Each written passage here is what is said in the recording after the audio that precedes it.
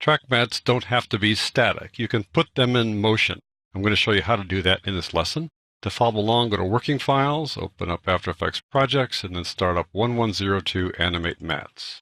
We have two comps here. This first one, we're going to animate the mat, and then we're going to animate the layer. You can animate both. The second one, we're going to animate the mat by scaling it up, so it seems to even explode faster than normal.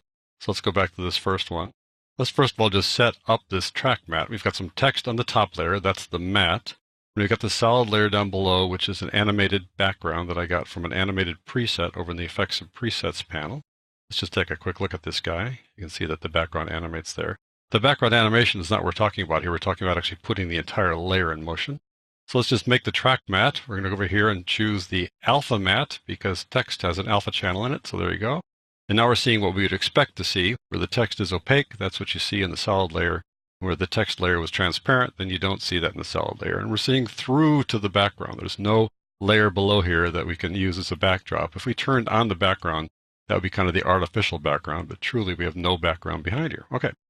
Now what we can do is we can put the mat in motion, put the text in motion. So I'm going to open up position for the text by pressing the P key. I'm going to take this guy to the right little ways.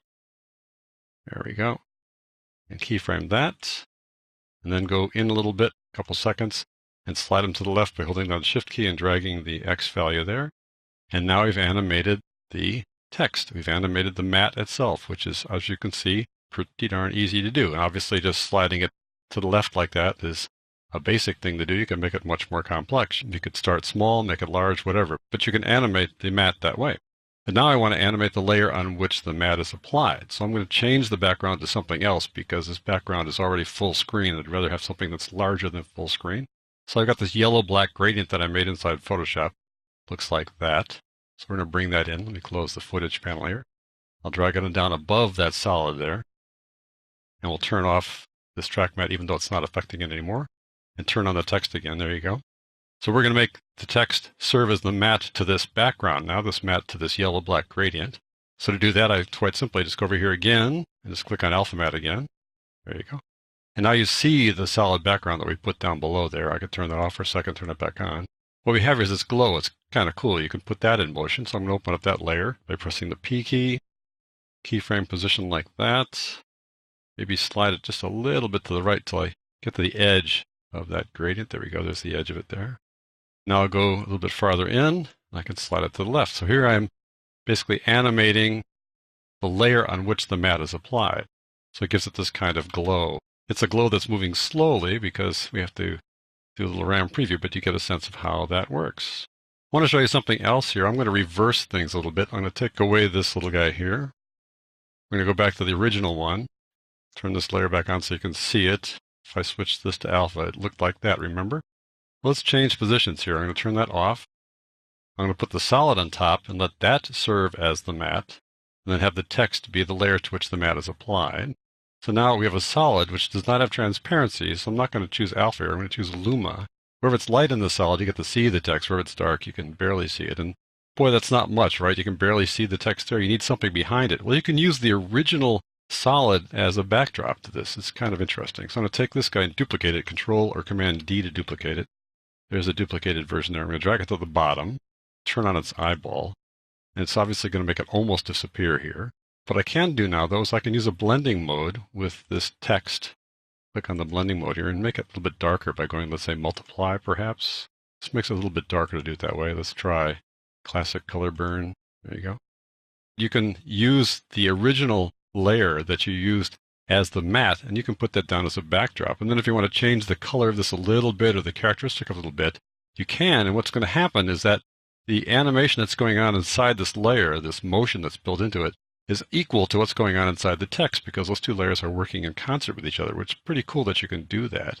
Just keep in mind, though, that you can change the color. So, for example, down here in the effects, I've got something called tritone. If I change the color a little bit, then you can see that it's going to be different than the original color on the blue there on top. See that works? There you go. So sometimes you can use the mat as a background for the entire animation. All right, let's go to the scale mat thing. This one's set up pretty well already, but I just want to make a couple of changes to it. What we have here is a text mat. And then the layer is the flames, and then we've got a background here that we can't see right yet, but we will in a moment. So what I want to do is just turn on the track matte, and since the text is going to be the matte, we can use the alpha version, alpha matte. There you go, and now the flames actually kind of wipe on the text like that, which is kind of cool. But what I want to do instead is have the flames come up from the bottom instead of from the side, so they kind of do the text from here and then go on up.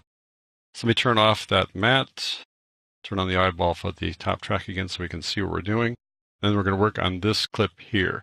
So I'm going to press the P key for position, and then Shift R for rotation, and Shift S for scale. Those are the three guys we're going to work on here. First of all, I want to rotate it. I want to rotate it minus 90 degrees or plus 270, so I'll go minus 90. There we go. Now it's got at the bottom there. Let me pull it up. So I'm just going to grab it here and just pull it up like so.